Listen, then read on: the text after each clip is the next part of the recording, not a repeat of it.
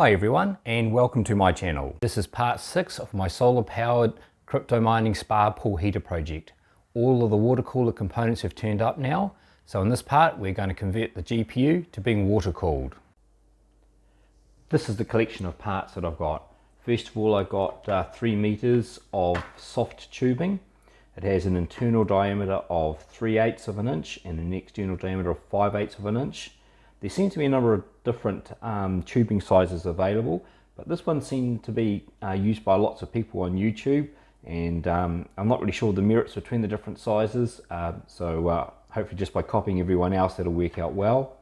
I got a number of the soft tubing fittings for attaching to the rest of the kit.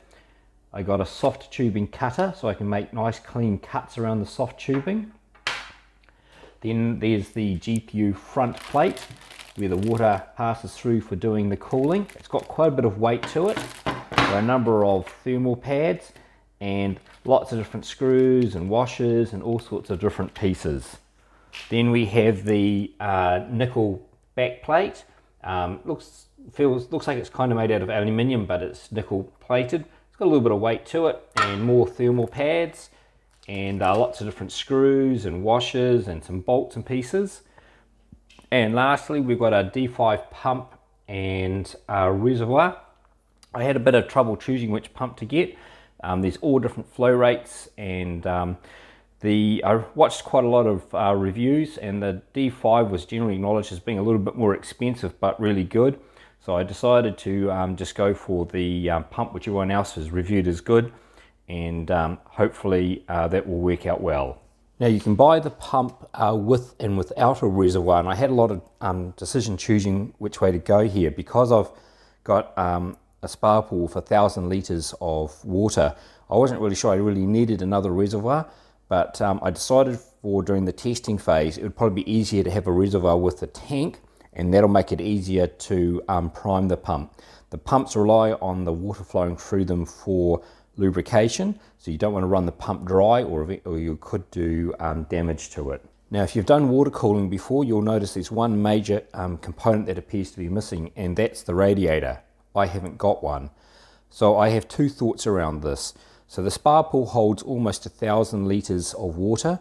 A litre of water weighs a kilogram, so that's a 1 tonne heat sink I've got. And I'm really hoping that having a 1 tonne heat sink to absorb the heat will be enough without needing any separate radiator. If I find I do need something, what I'll do is I'll use a heat exchanger that lets you transfer fluid from one to another rather than a heat sink. Now another thing that I've found which is a bit scary is none of these things have any instructions in the box or on the packets. So I'm about to head off to the manufacturer website EK and YouTube and watch some people doing this, and then I'll have a go at attempting it. To make things a little bit trickier, while I was making dinner I managed to cut about the last 5 millimeters of my thumb off, and I went to the doctor and they super glued the top of the thumb back on again, but while the top of my thumb is reattaching, it means I can't grip or hold things with this hand. So I think that's going to slow me down quite a bit. The initial assembly is going to take me quite a bit of time, so I'm going to do this next piece in time lapse to speed it up.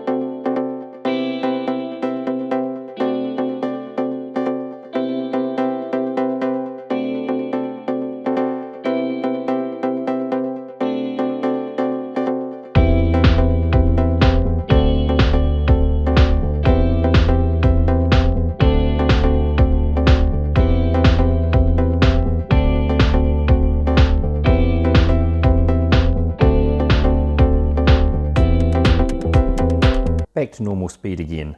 Okay, I've spent another couple of hours off camera playing with different layouts, and this is what I've settled on. So you notice that the GPU card is now only 2 slots wide, so I've actually been able to put my Wi-Fi card back in again. And the card is quite a bit heavier with the water block on, so I've mounted the water pump and reservoir over here, and I've just mounted it so that the GPU on this end can rest on the lip of the water pump, so that gravity isn't pulling so hard down on the PCI slot in the computer. Next step is to connect up some of the water fittings and pipes. So the pump inlet is this one, and then the outlet's on the far side, and it's got to come around over to here, and that's the inlet for the GPU, and then that's the return path. So we'll just measure up roughly what sort of size pipe length we're going to need. It's going to need to go from about here, turn around, go up there. So maybe something around that kind of length. Right, never used this pipe cutter before, so we'll see how it goes. I'm guessing you just spin it around till the pipe finishes cutting.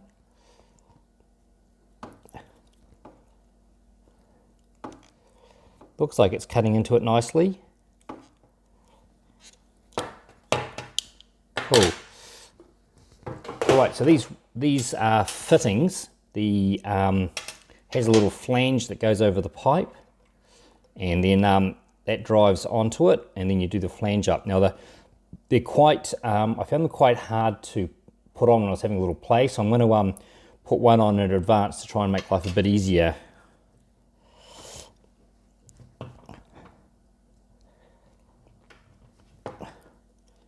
And then he just does up, pulling them tight.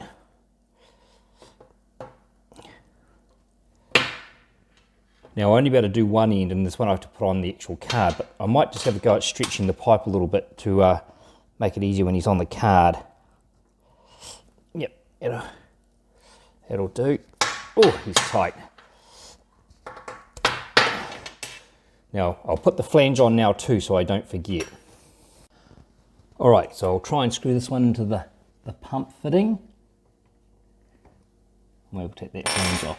So this is the pump outlet. I'll take that one out if I can.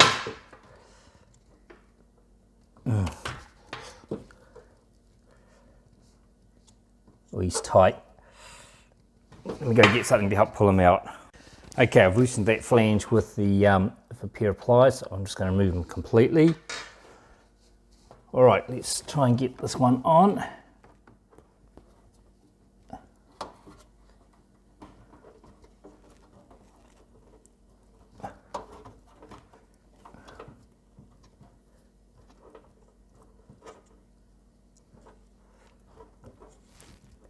Alright, that feels fairly firm. I don't really want to make it too tight.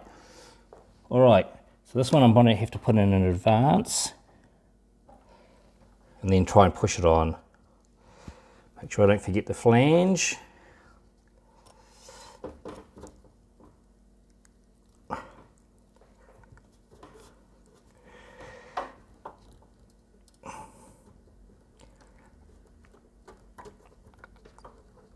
Alright, here we go.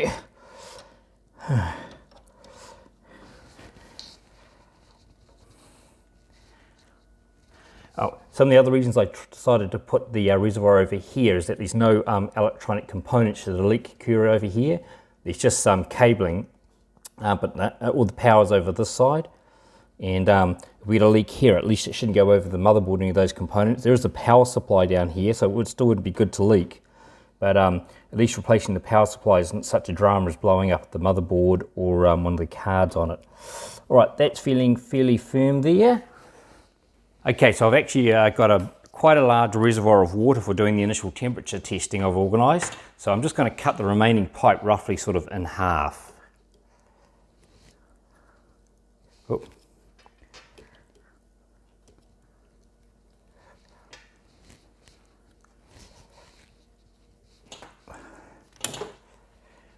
All right, let's pre-fit a flange to that one and push them on.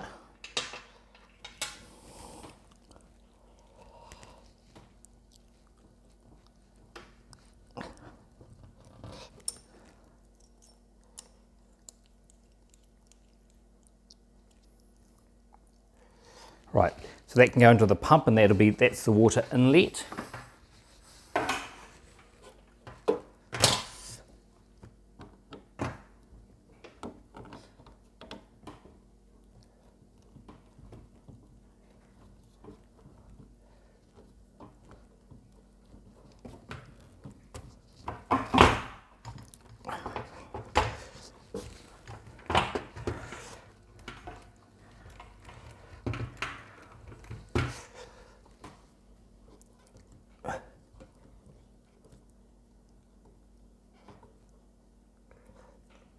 All right, he feels pretty firm.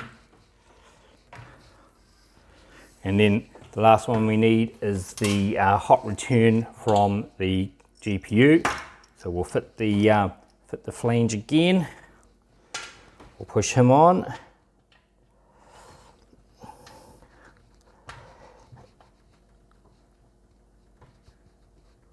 Ooh.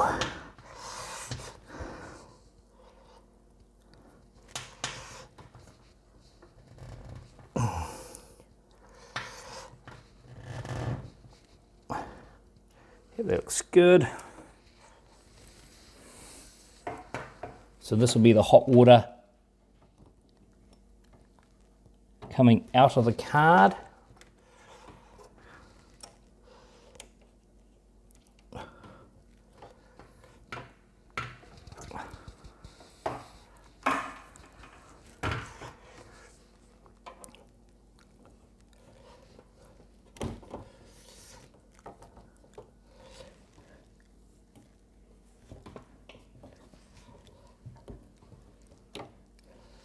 Oh. Right, maybe I'll just try pushing this one on. Let's see if I can get him out easily enough.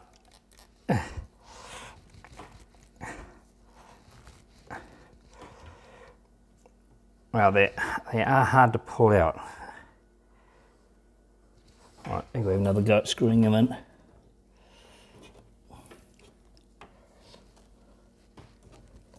Oh, there it goes. It's a bit better.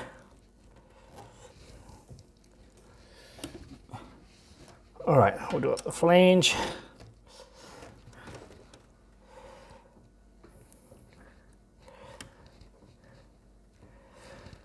All right, they feel fine.